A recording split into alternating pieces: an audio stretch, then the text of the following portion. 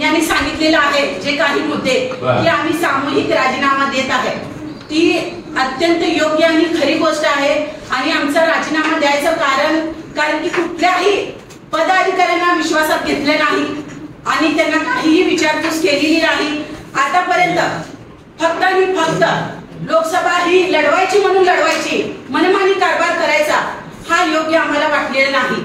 कारण की तुम्ही आतापर्यंत कुठल्याही समाजामध्ये जाऊन बैठक घेतलेली नाही। आमदारकीला तुम्ही सर्व समाजाला घेऊन, आमच्या समाजाला घेऊन वैयक्तिक बैठक घेता, तसं लोकसभा तुम्ही निवडणुकीला उमेदवार देताय तसं कुठं बैठक घेतली का तुम्ही?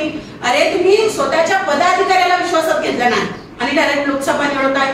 याचा आम्हाला खुलासा असं वाटतंय की डायरेक्ट हा बीजेपीला आणण्याचा अजेंडा आहे त्यांचा। कोण म्हणतोय? फारुख शाब्दी।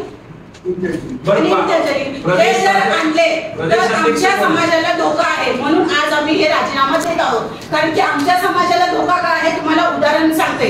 यूपी बिहार मध्ये ते होत होतं, पहिला मॉब लिंचिंग होत होतं, गोहत्यावर मारहाण होत होती, ते मुद्दे आज सोलापूरमध्ये झालेले आहेत।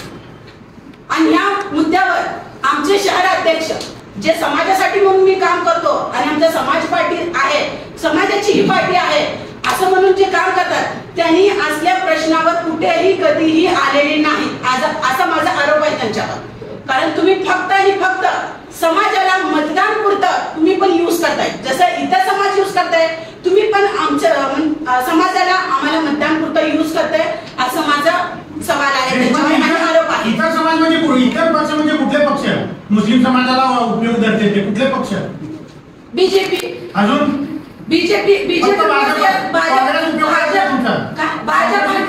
फक्त आहे ना जातीवादीचं राजकारण करून घेत आहे आणि समाजाला टार्गेट करून। समाजाने आतापर्यंत मुस्लिम समाजाचा उपयोग केला नाही का मतांसाठी? केला का नाही?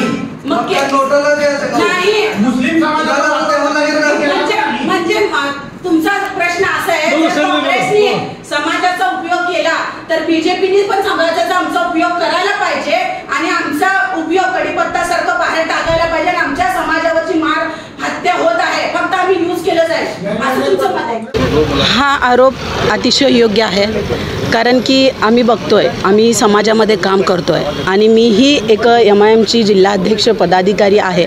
आम्ही जसं तळमळीने काम करतोय आणि हे आमचं काम करणं त्यांना योग्य वाटत नाही, कारण की असं वाटतंय मला त्यांच्या मनमानी कारभारावर कामं करावं। जे समाजाचं मेन काम आहे ते काम करू नये, फक्त मतासाठी आमदार होण्यासाठी काम करावं एवढा त्यांचा उद्देश आहे, मला असं वाटतं। आता तुम्ही आरोप केला की समाजासाठी काहीही केलं नाही केलं। कशावरनं केलं नाही? कारण त्यांच्या प्रसिद्धी माध्यमातून त्यांचे फोटो न आल्यामुळे तुम्ही नाही म्हणता का? तुम्हाला असं खरंच दिसलं नाही? मला खरंच दिसलं नाही, कारण की मी त्या पक्षाची पदाधिकारी आहे ना। त्यांनी जर समाजामध्ये जर काम केलं असतं आम्हीही त्यांच्यासोबत असलो असतं ना, आम्हाला माहीत असलं असतं ते काय काम करतात।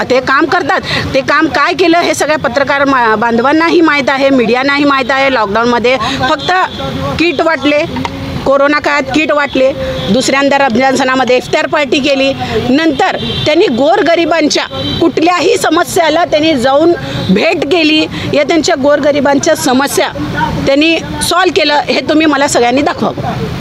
गेल्या वर्षभरापासून तुम्ही MIMमध्ये सक्रिय नाही आहे, तर कारण काय त्यामध्ये? माझे थोडं पर्सनल घरचेही काम होते त्यामुळे मी सक्रिय नव्हते आणि असं तर MIMचं कामही मी करतच होते। समाजामध्ये जे काम करतं तर ते काम समाजासाठी करतच होते, सक्रिय यामुळे नव्हतं की थोडं मतभेदही होती, नाराजगीही होती। कोणासोबत? फारुख शाब्दीसोबत।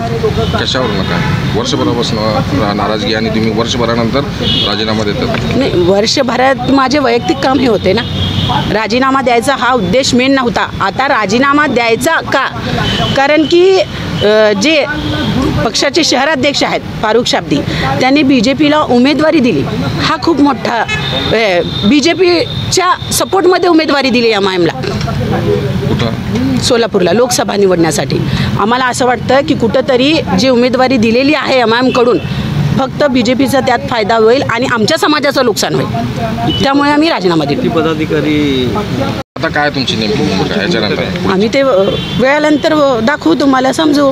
भाजपला कसं फायदा होईल, म्हणजे तुम्ही कसा अंदाज लावला भाजपला फायदा होईल? तेवढी आमची मतदान नाही ना, तेवढं त्यांचं कामही नाही आहे. जे MIMचं तेवढं काम आहे लोकसभेला, आपण बघितलं गेल्या बारेला आमदारकीला आम्ही कमी पडलो आहे कुठंतरी.